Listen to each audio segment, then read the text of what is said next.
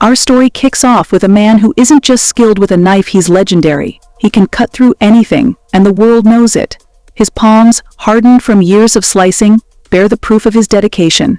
20 long years in the knife business had earned him the title of the best knife master in the country. His blade is his identity. It's all he's ever known. The kitchen is alive with orders table 3, omakase course.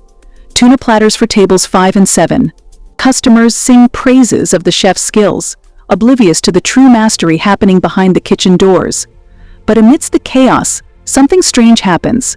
A phone rings, breaking the rhythm. One of the workers tells Mr.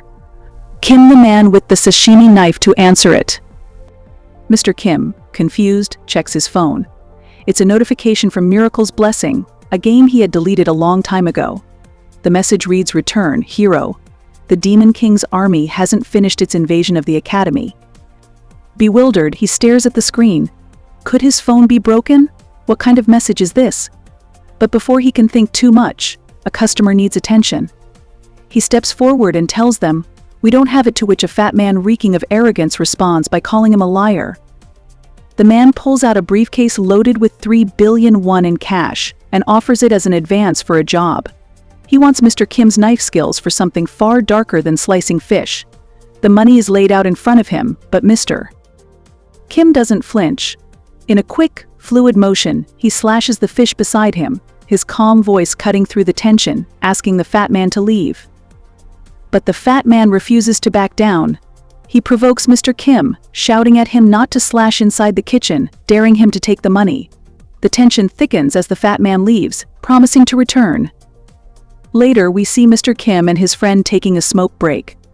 The atmosphere is lighter, but the earlier tension still lingers. His friend jokes about the incident, teasing him that he would have taken the offer without a second thought. "Why did you refuse?" his friend asks, amused. But Mr. Kim's response is serious. "I've sliced fish my whole life. I don't know anything about dealing with gangsters." His friend laughs it off, saying they didn't want him to kill anyone, just scare them a little, take the money, and live the good life. Buy a house, open a shop. But Mr. Kim's integrity runs deep. "Even if he offered me a fortune, I'd still turn it down," he says firmly. The weight of his words hangs in the air, cutting through the jokes.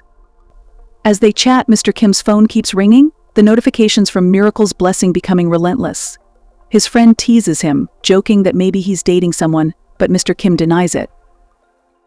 This is something else. Something that keeps nagging at him, pulling him toward it. In the background, their boss yells at them to stop slacking and clean the kitchen. His friend heads back inside, leaving Mr. Kim alone once again. The memories of his past flood back. After his family went bankrupt, he had no choice but to work non-stop, never allowing himself a moment of rest. He had always been focused on moving forward, never stopping to ask if this was truly the life he wanted. Suddenly, his phone rings again. Mr. Kim sighs, thinking maybe he reinstalled the game while drunk. With an exasperated laugh, he decides to delete it once more. But in that moment, he accidentally clicks on it. That's when it happens. A flash of light erupts from the phone, illuminating everything around him. For a brief moment, Mr. Kim is struck by the vibrant colors of the game, recalling how even after all these years, the female characters are as beautiful as ever.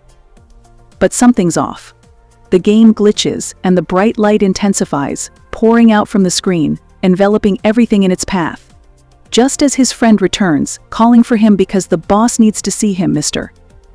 Kim is nowhere to be found. All that's left is his phone, lying on the ground. Confused, his friend assumes he must have gone back inside. But then, a message appears on the screen: 100% transfer complete. Mr. Kim is gone, pulled into a world he thought was only a game. What awaits him now? Is he truly just a master of knives, or is there something far greater in store for him? We'll have to wait and see what's next in this thrilling journey. Stay tuned for the next chapter as the saga unfolds.